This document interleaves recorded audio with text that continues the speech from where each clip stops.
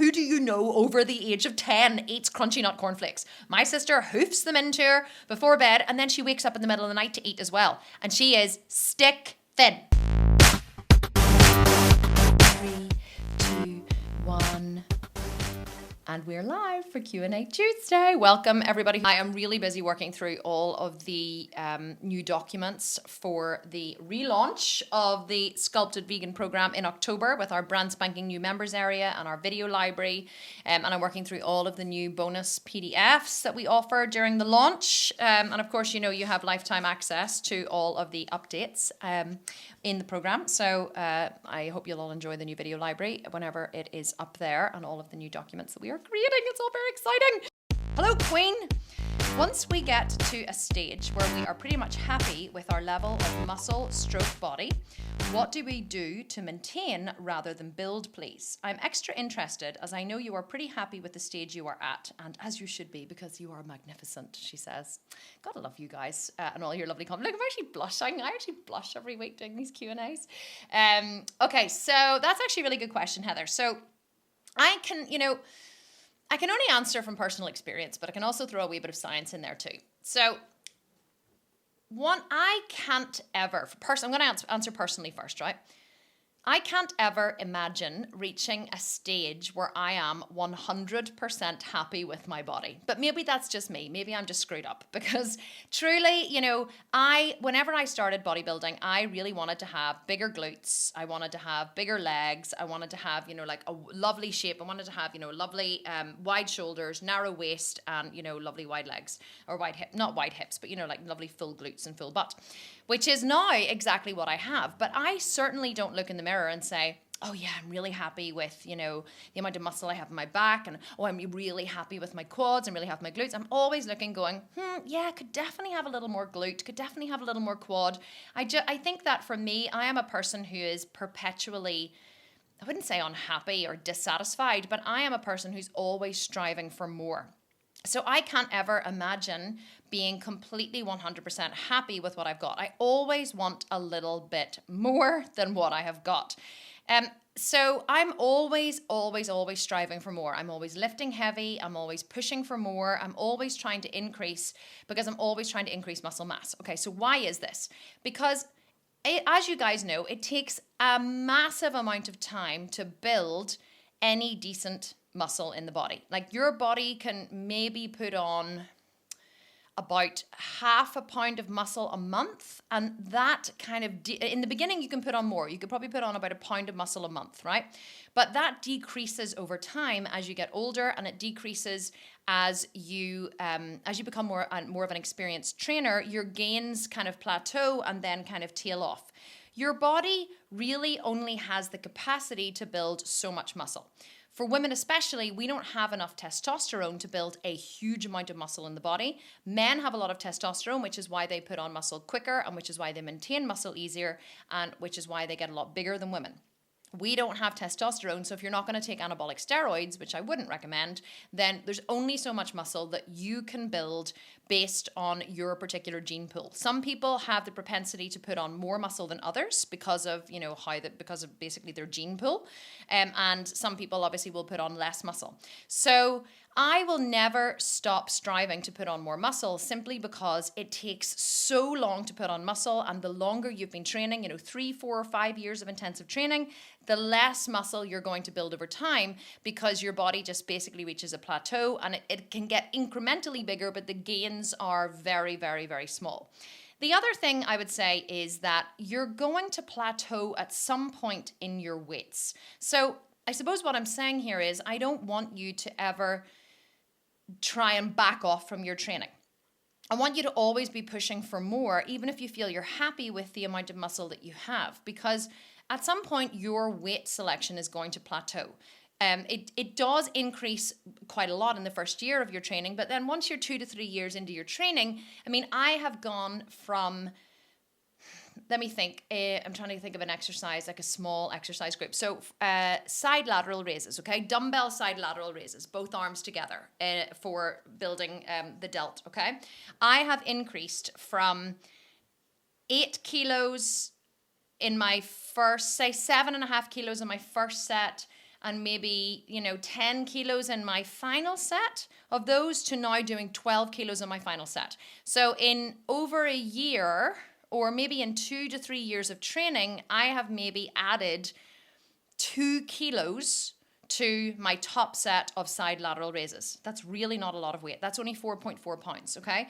I am never going to have the delts. I'm never going to have the shoulders to be able to do side lateral raises with like 20 kilo dumbbells. It's just not going to happen, right? Not even Mark, my trainer, does it with 20 kilo dumbbells. So there's only so much stimulus I'm going to be able to put on that muscle because it's a small muscle group, and there's only so much I'm going to be able to overload it with in order to make it grow. Could I add in more volume? Yes, I sometimes do. I do 15 reps instead of 10. Could I add in shorter rest periods? Yes, I could. I sometimes do that as well. But really, there's only so much stimulus I'm going to be able to put on those shoulders in order to make that muscle grow. With the legs, I have, my top set of incline hack squat was 190 kilos. Now, my goal at some point is to get to 200 kilos. That's what I want to do. But I only managed to get to 190 kilos whenever I was training very heavily with Mark before I started dieting for my last show. And I'm not even back to 190 kilos. I'm probably back up now to about 170 kilos. And I've still got, another 30 kilos to go to get up to, say, 6 reps at 200 kilos. So what I'm trying to say is you reach a point where you reach your top end of your weight selection in nearly every single exercise, and it's very hard to add more weight. And as we know, load is king, and the more weight that you add to your exercises, the more muscle you're going to build. And of course you can't increase your reps, but at your top weight, you're only maybe adding another 1 to 2 reps on. Of course you can decrease your rest period. If you decrease your rest period on a 200 kilo squat, you're probably not going to get in very many reps, so you're going to sacrifice reps in order for rest periods. So you're going to plateau in the amount of weight you can lift, and you're going to plateau in the amount of muscle you can build, simply due to a lot of factors such as testosterone, such as, you being a female and having lots of hormones, such as age, your ability to build muscle fiber decreases with age, and also because of the amount of weight you're going to lift. So although I am happy now with the body that I have built, I'm not backing off in my training in any way. I am still training hard. I'm still training to failure. I'm still training intensely. I don't think I will ever stop striving for more in my training because that is who I am. I am always looking to increase. I'm always looking to, add more load, to, add more volume. I'm always looking to add a little bit more muscle. I'm always looking to progress, because without progression, you're just standing still, and that becomes extremely boring. So you always want to be looking to progress. What I also want to say as well, though, is that you can... hang on, what was I going to say? I've completely lost it now. I lost my train of thought. About where you would stop building. Oh, yes. So one thing that I have done is one thing I feel, I suppose, that I'm missing now, or that is gone, is the pressure. So I used to feel a lot, before my last competition, I was feeling pressure to build, pressure to get bigger legs, pressure to get bigger quads, pressure to get bigger shoulders, pressure to get leaner. So I was constantly striving for more and more and more. Because there's no time frame anymore, because I'm not competing in June, or because I'm not, working towards another show, the pressure is off. So if I don't, I'm going to sneeze. Excuse me. So if I don't feel like training, I won't train. So if I've actually injured my groin a little bit on the weekend there. Don't ask. I was riding one of my mum's horses, and I was schooling him for quite a long time. And he's a very well schooled horse, but he's a big horse. And of course, then I gave myself groin strain. I was like, how did this even happen? Like, I was a professional rider for many years. Anyway, so I didn't put any pressure on myself today. I was like, I have a lot of work on, and I have a groin strain, and I had a massively busy weekend. So I am just going to not train today. Whereas if I'm training for a show, I would never let myself off the hook with training. Training is a really, really important thing to me. Whereas at the minute now, I let myself off the hook. So because I let myself off the hook a little bit, and I'm maybe only training 4 days a week, I'm not doing 2 cardio sessions a day, I can push really, really, really intensely. And actually, I feel that I should push more intensely whenever I train, because I'm not training intensely with focus 5 days a week and doing 2 cardio sessions anymore. Does that make sense? So I think that once you've reached your ideal body, once you've reached your body goal, once you're happy with your shape, you never want to back off your training, i.e. you never want to stop going for the heavier weights, the more volume, the shorter rest periods. You never want to stop striving for more muscle. But what you can play around a little bit more with is, maybe only training 4 days instead of 5, or maybe taking a rest day if you feel like it, or if you're injured, taking a rest day. And those are things that I never would do whenever I'm striving for a show. So I think that your focus just changes. But for me, the focus of training never changes. I'm always, always, always looking to build more muscle. That is always my ultimate goal. And that should always be your ultimate goal. You never, ever want to start backing off your training or letting yourself off the hook, because if you're not progressing, you're not living, right? You may as well give it up and move on and do something else if you're not progressing. Once you stop progressing, then you're just, you're just being stagnant. You'll lose all interest. You need to keep progressing and you need to keep moving on. Whenever you start a diet or whenever you start a shred, which means that you're going to be increasing your output, i.e. your cardio and your weight training, and you're going to be decreasing your input, i.e. your calories, you obviously want your metabolism to be roaring along as fast as you can possibly make it, because that is what is going to help you to burn more fat. Because the ultimate goal of a shred is to burn more fat.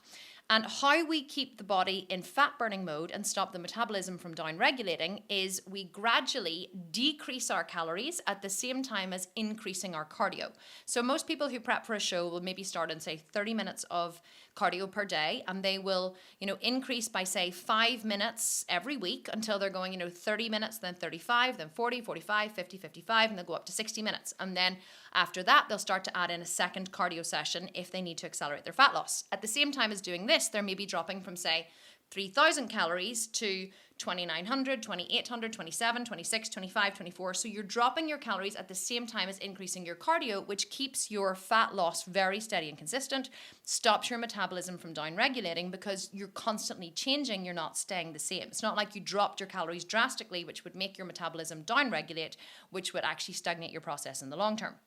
So, but the counter to this is you can't just increase your calories exponentially if your training isn't increasing at the same time to compensate for the increased calories. So bulking obviously requires a calorie surplus, okay? So if you're going to put on muscle, you want to make sure that you're eating in a slight calorie surplus. You don't want to be eating in a massive calorie surplus, because if you're eating in a massive calorie surplus, you're going to get fat, okay? If you're eating calories over and above what the body needs in order to, put on muscle, then it's going to store the excess calories as fat. The reason why we eat in a calorie surplus when bulking is to make sure that we have enough food available to feed the muscles with every single thing that they need. You never want to leave it to chance that the muscles haven't been fed adequately in order to grow.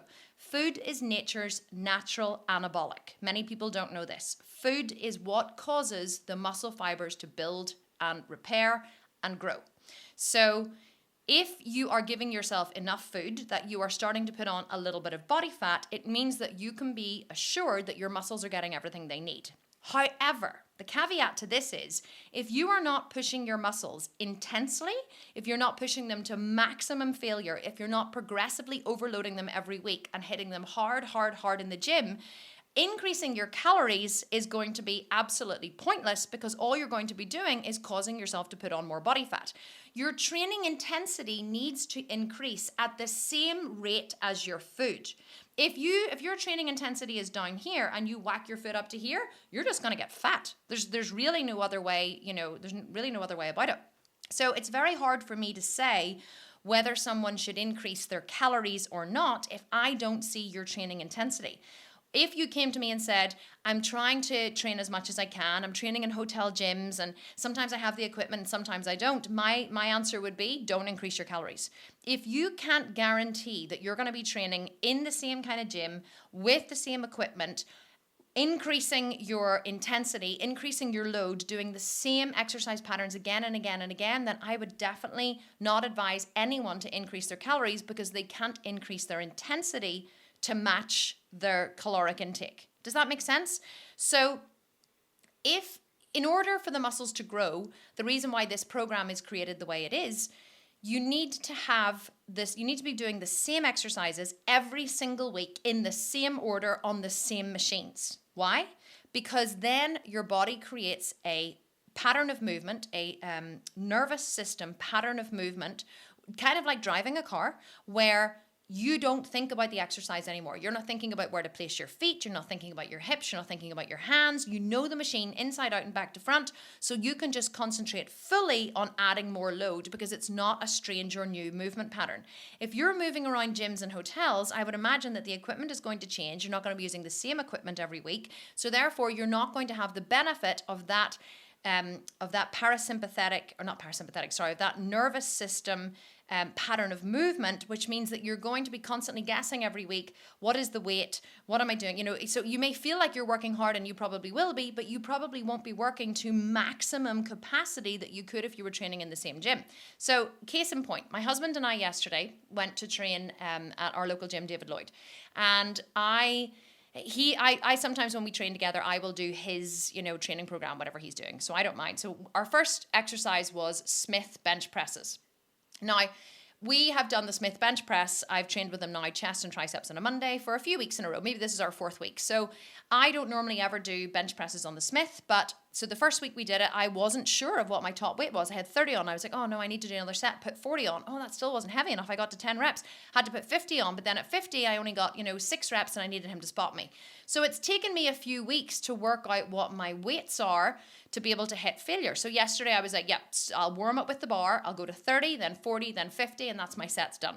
So afterwards, we were going to go and do the overhead. He was doing overhead dumbbell overhead extensions, and I said, no, I don't like those. I don't find they're a useful exercise. I would rather do a big compound exercise. So I said to him, I'm going to go and do the flat chest press instead. Now, obviously, I wasn't in Mark's gym, so it was a completely different chest press. And also, to be honest, when I'm training with Mark, he just puts the weights on, and I don't even look at what the weights are. He just bangs them on, so I never really know what weight I'm lifting. I just lift, and if he tells me to move it, I just try and move it. So yesterday, I put on 2 10s. I did a set.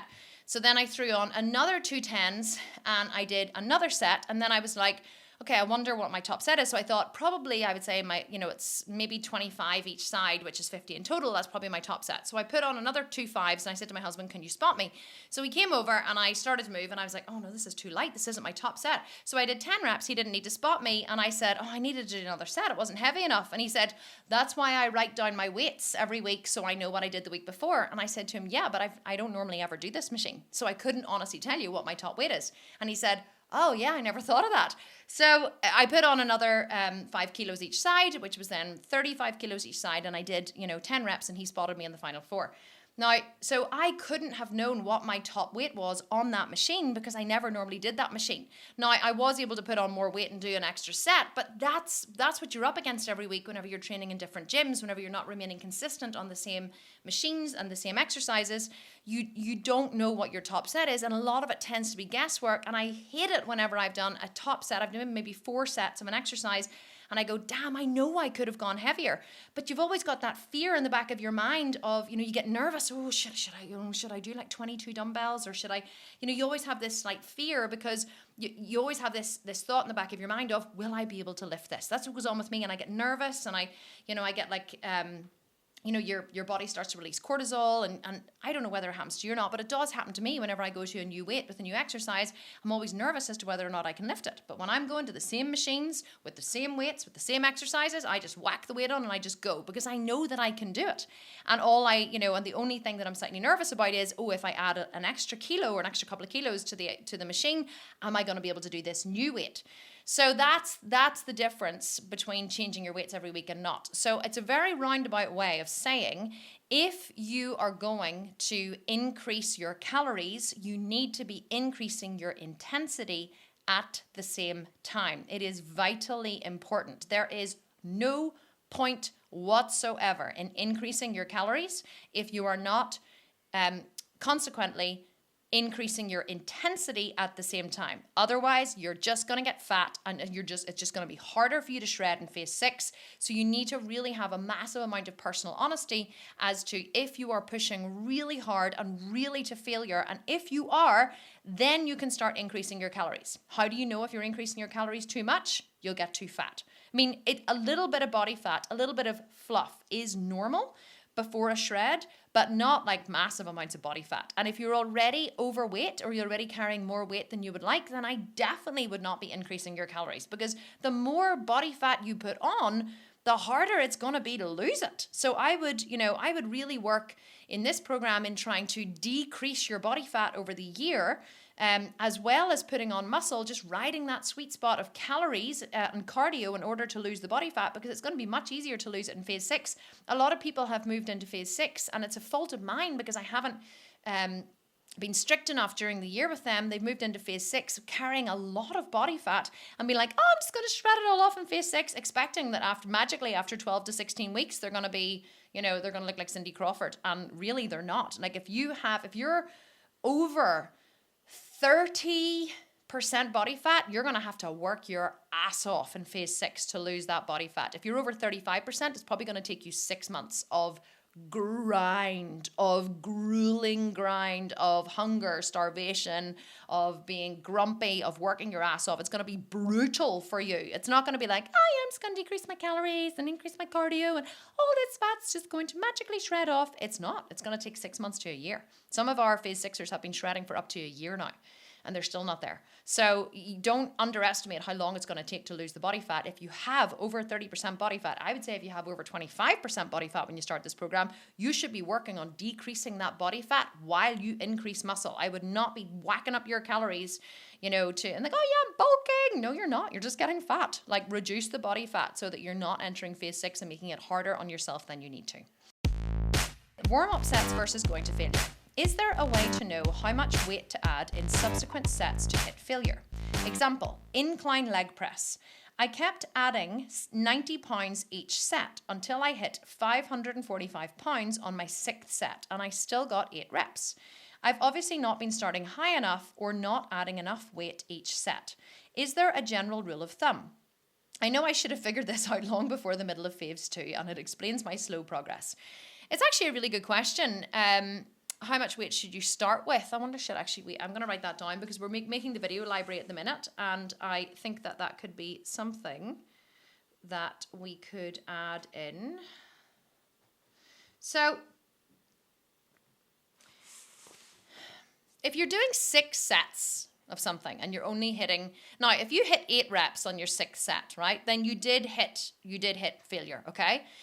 You probably could have done 2 more. I bet you could have done 2 more. But if that did sound like a failure set in phase 6, so what I would do is I would put that all down to experience, and I would say, okay, so, it took me 6 sets to hit my final weight. And by the way, congratulations on going until you hit failure. That's a sign of a true athlete.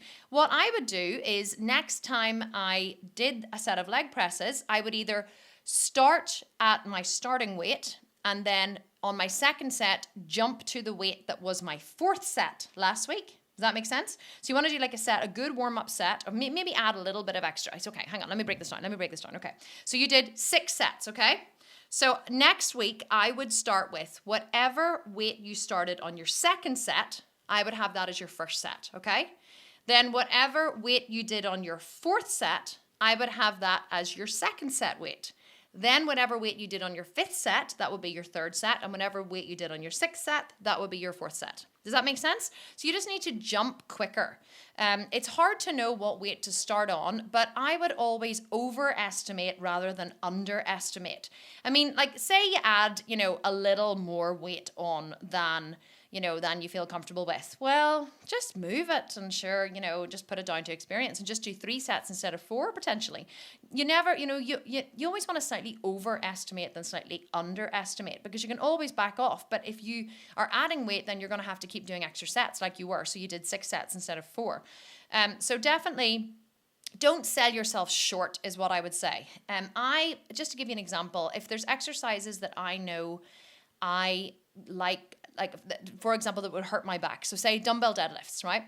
whenever we're doing dumbbell deadlifts, we normally do 4 sets of dumbbell deadlifts. Now, Mark would only do 3 sets, but I always like to do 4 because I know I have a weakness in my lower back and it needs really warmed up to do dumbbell deadlifts.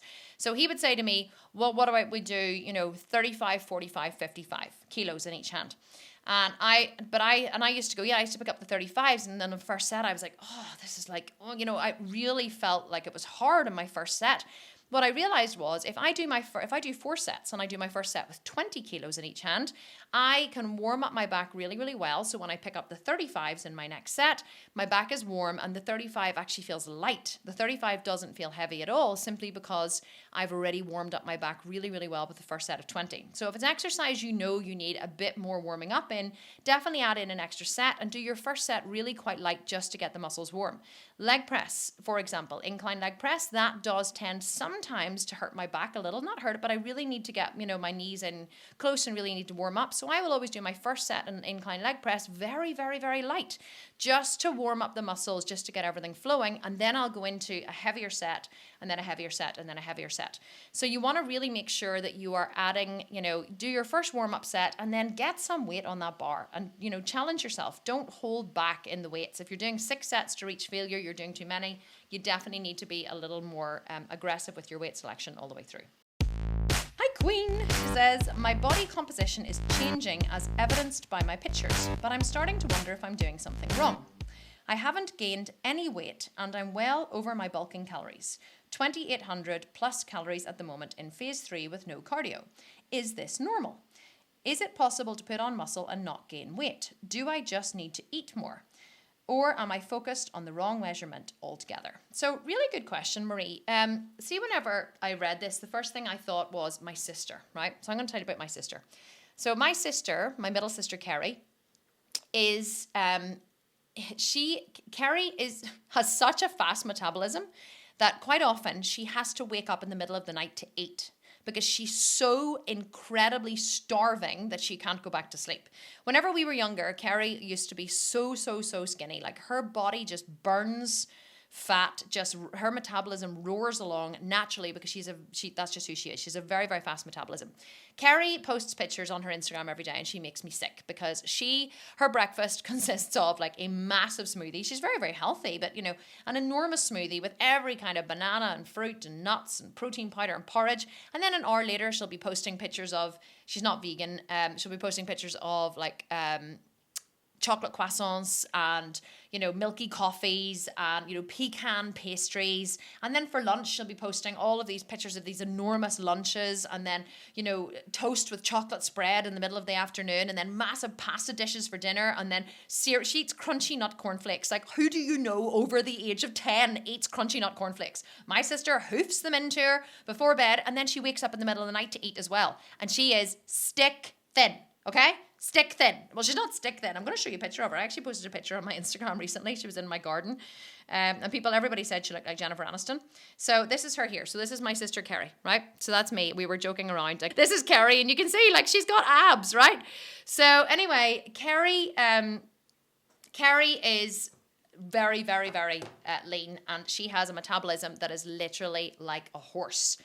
Carrie also puts on an enormous amount of muscle, a sickening amount of muscle, really, really, really fast. So years ago, she decided she was going to train for a fitness competition and she started training seriously in the gym. She didn't end up doing it, what I do on stage. She didn't actually end up doing it, but she literally, her body, her quads doubled in size with hardly any effort. And it just made me sick to look at her because I have to work really hard for everything. And she just like looks at food and puts on muscle and, and then just burns fat really, really easily. So I would say, Marie, that you are probably just like my sister Carrie. If you're not putting on any fat and you're not doing any cardio, but your body composition is changing, then really don't worry about what it says on the scale. I mean, this is a program that measures how you look. It's not a program that measures what you weigh.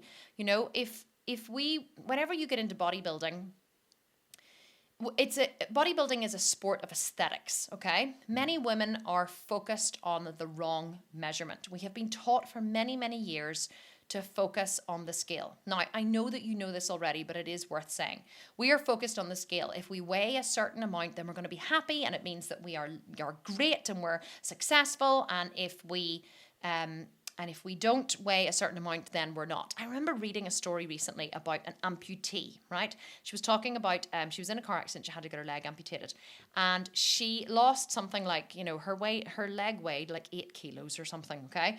So she said the ironic thing was whenever she stood on a scale with her one leg, she was like far lighter than she had ever, she'd always had this goal in her mind that if she was, a certain weight, she would be extremely happy. And she'd always, strived her whole life to be a certain weight. And then after she lost her leg and she stood on the scale and she realized she was 8 kilos lighter, she felt suicidal because that number no longer meant success to her. That number meant that she had lost a limb, which she was obviously very upset about. And, it just goes to show, like I always say, if you want to lose 10 pounds, just cut your leg off. Focusing on the weight on the scale is really not a measurement of success. Like most of us don't want to weigh a certain amount. We want to look a certain way. But unfortunately, we have the whole thing inverted and we equate weighing a certain amount to being successful, or we think that if we just weighed, if we just got down to 8 stone, or if we just weighed like 120 pounds, that, we would be this, like model-esque type, figure. And, we'd be swanning around like Cindy Crawford, or who's the other one? Naomi, whatever her name is, the black model. Can't even think of her name now. But we think that we'd be happy because we would have that kind of figure. But I know a lot of people who weigh very, very little, but who look absolutely horrendous, who are skinny fat, who have a lot of fat around their internal organs. They have no tone in their body. They have, no legs. They have, protruding hip bones. So I always say to people, do you want to look a certain way or do you want to weigh a certain amount? Because for me personally, I know I want to look a certain way. I don't want to weigh a certain amount. And in fact, if I focused on the scale, I would be suicidal by now, because when I started bodybuilding, I was 57 kilos and now I'm 67 kilos. So I am 10 kilos, which is 22 pounds, more than 22 pounds over what I weighed. Is that right? 22? 10 kilos multiplied by 2.2 pounds? Yes, 22 pounds. In fact, I'm going to give you the exact amount because it's important to me. 10 multiplied by 2.2 is 22 exactly. Okay. Maths was never my strong point in school. So 22 kilos. I weigh 22 kilos, 22 pounds heavier than I did when I started bodybuilding. I would be absolutely suicidal by now if I was measuring my success by the weight on the scale. So really anyone who's listening to this, who's obsessed with the scale, try and get over it. And I know not many people in this program are, because you've now realized it is not a measurement of success. But bodybuilding is a sport of aesthetics. Do you want to look a certain way or do you want to weigh a certain amount? Because I know for me, I want to look a certain way. I want to look a certain way in a bikini. I want to look a certain way, in a nice dress. I want to have glutes. I want to have shoulders. I want to have lovely shapely legs. And that really has absolutely no correlation to the scale.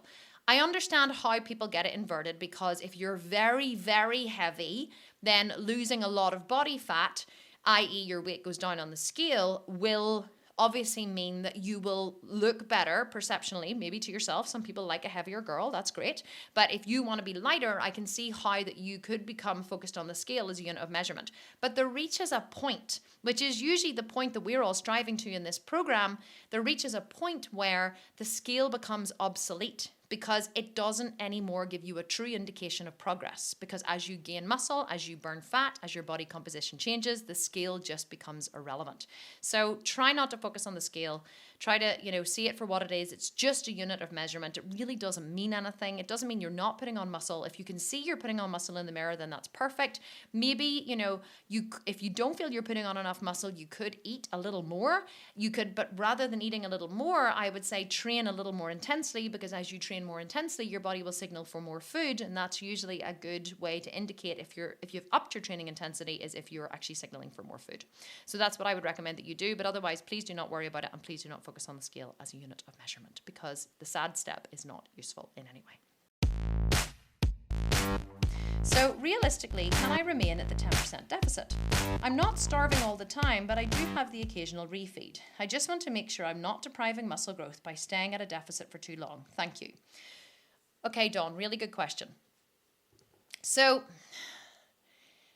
if you're over 30% body fat, I would always strive to bring that down. You can still eat in a deficit. You can still build muscle in a deficit as long as you are training intensely and as long as you are timing your nutrients. There's a lot of bodybuilders don't believe in nutrient timing, but I personally am a massive believer in nutrient timing simply because over the last 3 years, I have timed my nutrients around my training, making sure I'm taking in the bulk of my protein and carbs before, during, and after training in order to make massive muscle gains without putting on a lot of body fat. I have always ridden the sweet spot of not putting on body fat, but still managing to put on an awful lot of muscle. And this is more to do with nutrient timing than the amount of calories. So there is the school of thought that if you eat a lot of calories, you will build more muscle. And that's obviously very true.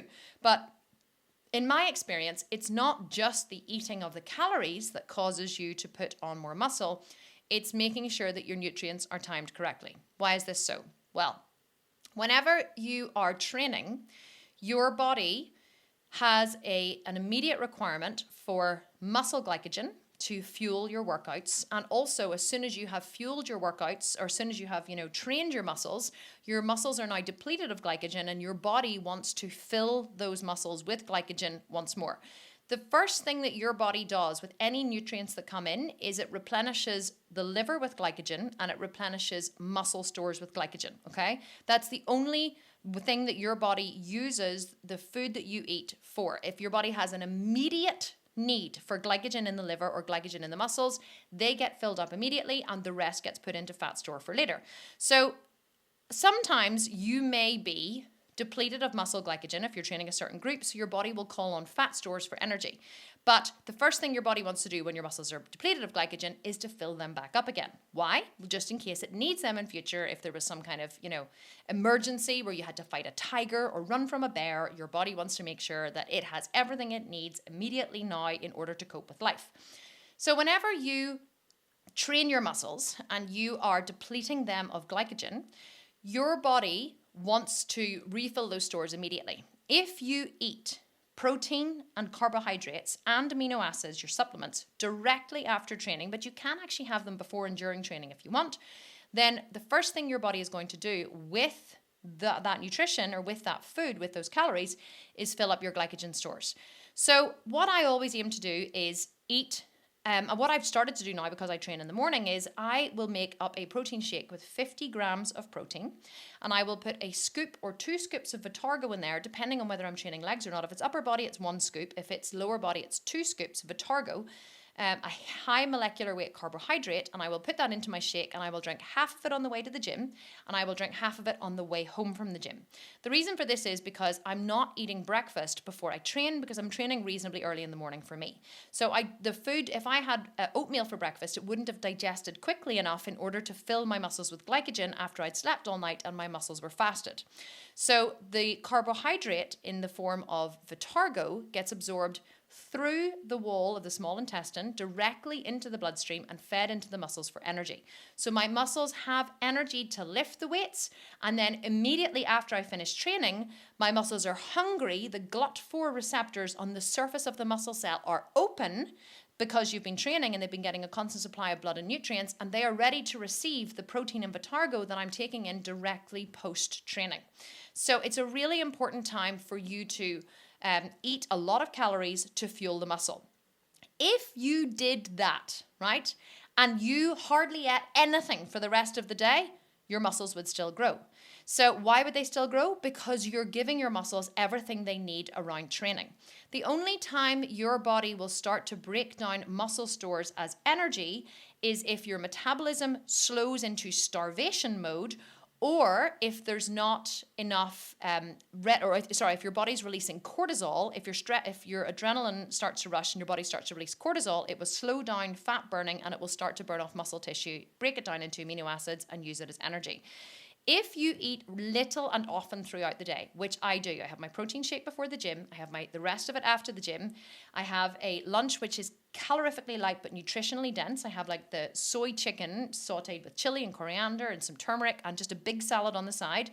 And then I don't eat again until dinner time. And again, my dinner will not be a heavy meal. It'll be a very light meal, very few carbohydrates, mostly just cruciferous vegetables and salad, again with some kind of, vegan protein, maybe tofu or whatever. I am not eating an awful lot of calories throughout the day, but my body is getting fed regularly, so my metabolism will not slow down. And also my body is getting the bulk of the calories that it needs in and around its training. This is how you can still build muscle in a severe calorie deficit. So if you're over 30% body fat and you're only eating in a 10% deficit, to be honest, I would increase the deficit. I would increase it to maybe 20% or 25%. My goal would be to get that body fat off as quickly as possible, and then you can start to play around with the percentages. I mean, if you could cope with a 25% deficit, I would definitely go into a 25% deficit, and I would increase your cardio and try to get yourself down to, lower 20s of body fat. You're going to see your muscles much better. You're going to feel better about yourself. Your clothes are going to fit better. You're going to feel like you have more success in this program if you reduce your body fat and you can see your muscles more. So never be afraid of, just being in a 10% deficit because your muscles aren't going to grow. The whole, you must be in a calorie surplus to bulk is completely it's not true. The reason why, like I said earlier, that your muscles grow whenever you're in a calorie surplus is just because if you're training intensely, you know that your muscles are getting enough to grow. And if you're putting on body fat, you know that there's been extra nutrients left over after your muscles have been fed. But you can still, don't forget, this journey is it's not just a year long. This journey is for life. So if you have a lot of extra body fat when you start this program, my ultimate goal would be to try to get that body fat off first. You're still going to build muscle if you're training intensely, but try to get that body fat off first so that you can continue throughout the rest of the program, and then you can do a really, really good shred at the end and get really, really good results. If you wait until the end of the year to do your shred, which is totally okay, by the way, if you want to do that, you just have to recognize that if you're carrying a lot of body fat, it is going to take you longer and it's going to be harder. The body never wants to shred. The first time you shred is always the hardest. You never get down to as low as you could go. The second time you shred or the third time you shred, you will get much better results. At the end of the advanced program, if anyone chooses to move into that, there's another shred at the end of the advanced program, and you will get far better results on your second shred than you ever do on your first.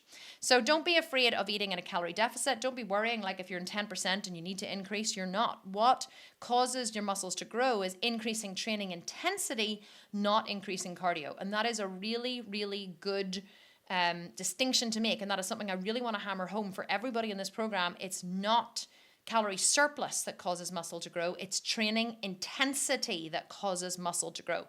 Training intensity and nutritional timing. There are many bodybuilders that will say, oh, I don't believe in nutrient timing and all the rest of it. You just eat when you eat. I do believe in nutrient timing. I have seen the results that it gets in my own body and in thousands of other women that I've trained.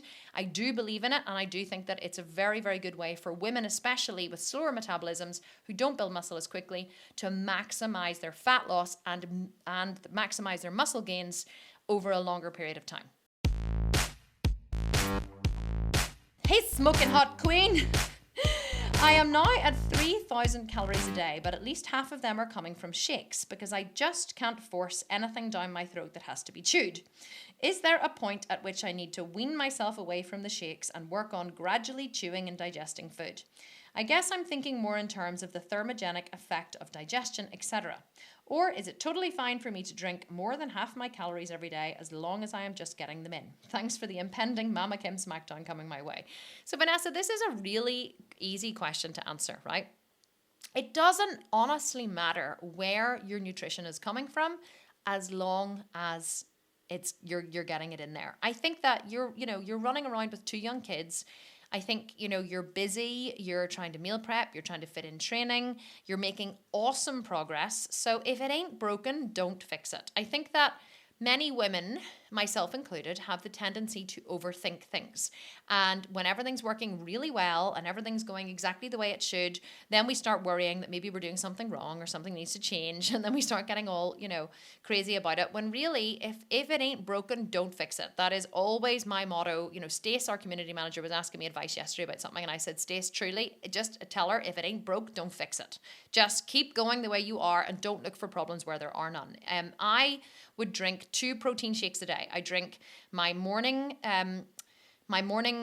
breakfast is a protein shake every single morning, and then I have another protein shake at some point during the day. Sometimes protein shakes take up 2 of my meals. 2 of my 4 meals per day are protein shakes. So as long as you're getting the calories in, as long as you're getting the nutrients in, it really doesn't matter that they're coming from shakes. Just keep going. Your body is easily able to assimilate the nutrients and break it all down. Your body doesn't have a thermogenic effect from breaking down food. Your body has a thermogenic effect from breaking down protein. So protein is thermogenic, which means that it requires energy from the body in order to break down and process the protein. So it's not necessarily just food, it's protein. So even if you're taking a protein in a shake, your body is still getting the thermogenic effect of the shake. And if it works for you, don't change it. So no smackdown coming your way, except to say, don't overthink it. If it's working for you, just keep doing it. I have known bodybuilders in the past, male bodybuilders who have been bulking, who put whole dinners into the blender. So like say a Sunday dinner, right? A Sunday dinner, like say a chicken roast or something, right? Because they're mostly meat eaters. So say a Sunday chicken roast with roast potatoes and vegetables and Brussels sprouts and greens and, and cauliflower cheese and all that stuff. And they put the whole meal into the blender, blend it up to literally mush, and then drink it. Why? Because they just can't stomach eating any more food. Some bodybuilders I know are on maybe 6,000 to 10,000 calories per day, and that is a shitload of calories to try and eat. So I've honestly seen bodybuilders put full meals in the blender because it's easier to drink a meal than it is to sit down at the kitchen table and eat the food. So, are there any less nutrients in that blended meal? No. So if blending it means that you're getting the calories in and you're making really good progress, and you are, I can't believe you came into this program eating 1,200 calories and now you're eating 3,000 calories and you look awesome. So, but that's just a testament to how hard you've worked. I think the problem with many programs is that women tend to increase their calories far quicker than they increase their intensity. They're happy to eat more food, but they're scared of adding more load in the gym or getting a spot or really going for it. The women who I see, you included, and I can think of many, many others who are making awesome progress on this program, are the ones who are consistently going to the gym, consistently eating their calories, and consistently pushing themselves way outside their comfort zones and what they're moving in the gym. Those are the women who are making absolutely astounding progress in this program, because consistency, discipline, and adding load every single week, as well as nailing your nutrition, those are the things that that cause incredible results. And if you're not doing those, or you're not getting the results, then you really need to look at your nutrition, and you really need to look at mostly your intensity in the gym. Very quick case in point before we go. In one of my other groups, there was a woman who had put up a post, and she was a little disheartened because she said she didn't feel that she was getting the results.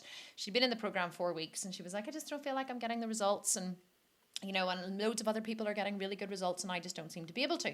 So whenever I kind of dug down a little deeper with her, I said to her, can you just answer me? Let me know, is your training intensity, really, really high? And she said, well, I probably could push a wee bit harder. And I said, okay, what about your food? Like, what, is your food consistent every day? Well, kind of, but no, not really. I said, well, what are you eating? Well, I'm always going over my carbs because, I love fruit, and it's so plentiful here at the minute, and it's summer, and I just can't stop eating it. And I said to her, okay, so you're eating quite a lot of fruit. Yeah, most of my carbs are coming from fruit. I said, okay, so you've heard me say that you should avoid fruit when shredding, yes? She was like, well, yes, but I don't really believe it, to be honest, because, fruit is so good for you. And I was like, okay, well, let me tell you about fruit, right? I said, fruit, the primary sugar in fruit is fructose, okay? Your liver can only process a certain amount of fructose in any one go, which is very, very, very small amounts, right? Your liver can only process a tiny amount of fructose. When I say process, I mean break it down into triglycerides and transport it through the tissues, through the bloodstream to the tissues for energy. So because your liver can only process a very small amount of fructose in one go, it mostly converts it to triglycerides and dumps it into fat stores. So whenever you eat fruit, unless unless you eat like one or half an apple or something, okay? And especially the fruits that are high sugar, like mangoes and watermelon and some of the more exotic fruits, pineapple, that are really high sugar, they may feel really good. And yes, they have antioxidants and they help your body fight free radicals and all that. But I mean, I said to her, fruit is making you fat. And people don't believe it. They're like, no, but fruit is so good for you. And we're always told on a diet just to eat fruit. I'm like, I know, when you've been sold an absolute lie. You need to eat green vegetables if you want to lose body fat. That's why there's very little fruit on any of my shred programs. There's none on the 4-week shred, because fruit is making you fat.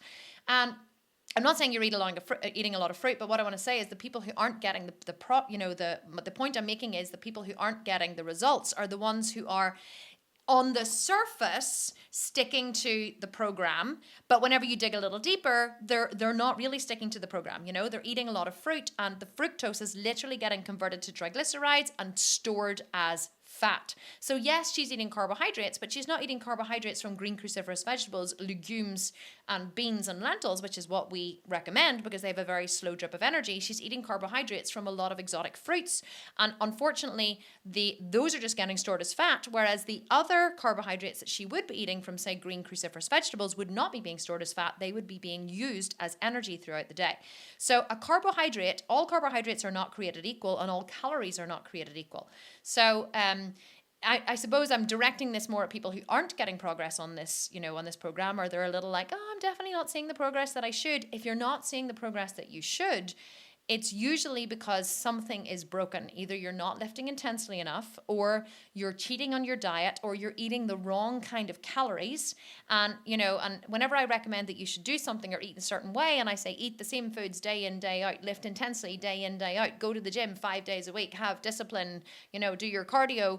If you do all the things I say you'll do, you'll get results. It's when people kind of, wiggle around or bend the rules or don't do what, they really know they should do, is when they don't get results. But Vanessa, you are getting results. You look amazing. You are, your body composition is changing overnight. You're doing everything consistently. You get a big, massive gold star from me.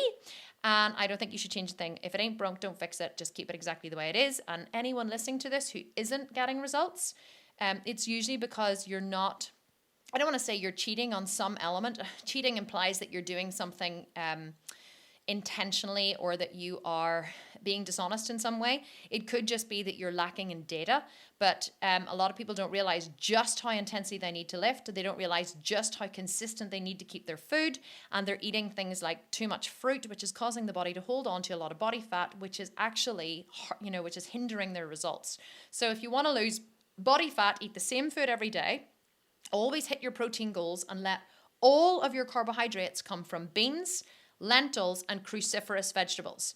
Avoid fruit at all costs. If you avoid fruit juices, all fruit, if you avoid fructose in general, just avoid fructose. High fructose corn syrup, fructose added to any kind of processed foods, or fructose coming from fruit or fruit juices, avoid it like the plague.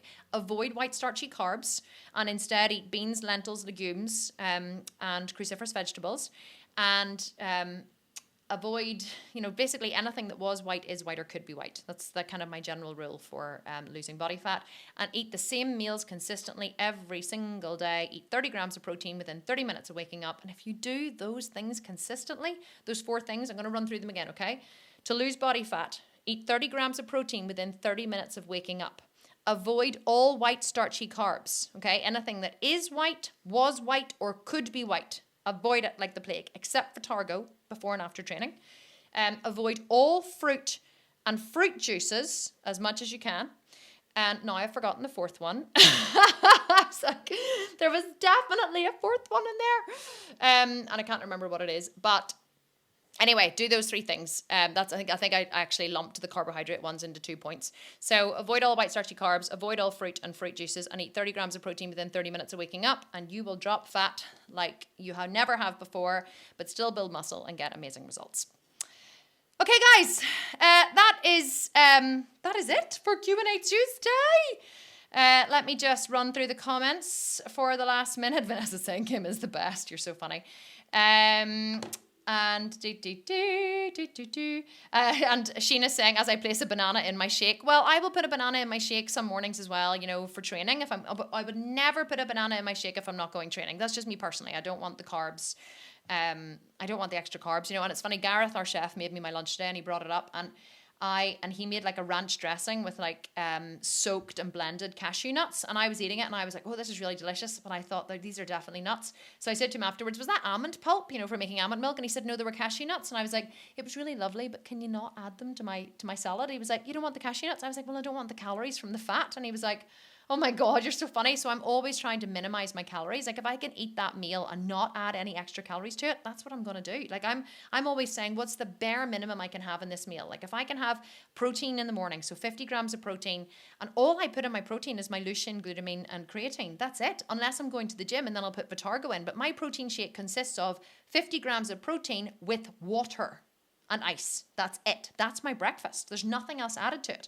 Then my lunch is the same. Like I will have, my soy chicken sauteed with chili and coriander, no oil. It's cooked in water with some fresh garlic, and then a big salad on the side. And I say, don't put any avocado in it. Don't put any nuts in it. Just loads of fresh greens and vegetables, and just apple cider vinegar for a dressing. I don't even put oil in my salad. Why? Because I try and avoid calories where I can, because I know then I have the choice, to add them in later. So then on the weekend, I can have, a couple of margaritas, which I did yesterday. And I know there's loads of calories in the margaritas, but I don't mind because I saved on loads of calories during the week. So rather than thinking, oh, how can I make this meal more complete? I always think, how can I take away from this meal, which leaves me some extra calories over here for some alcohol or some ice cream if I want it, or whatever. So that's how I managed to find the balance of staying lean. I always take away calories from every meal, knowing that I can add them back in again at some point in the future. And if I do overindulge, like yesterday, we went out for dinner and I had millions of tofu. We went for Japanese and I had sushi. It was beautiful. We came home, I had some vegan ice cream, and then I went for a 10-kilometer walk. And I was like, well, I'm going to burn off some of these calories, even though my Whoop told me that I had burned 4,000 calories yesterday because I was riding for 2 hours and at the gym and walking and everything. So, but I know that I can afford to eat all those things because I'm burning them off on the other side. So I'm always looking for the balance, Sometimes the balance tips this way and that I'm eating slightly less. And then if that happens, then I can tip it the other way. And I know I've got room for pizza or alcohol or a little bit of indulgence or anything I want on the weekend. So that's just how I do it. I'm always thinking, what can I take away? Not what can I add?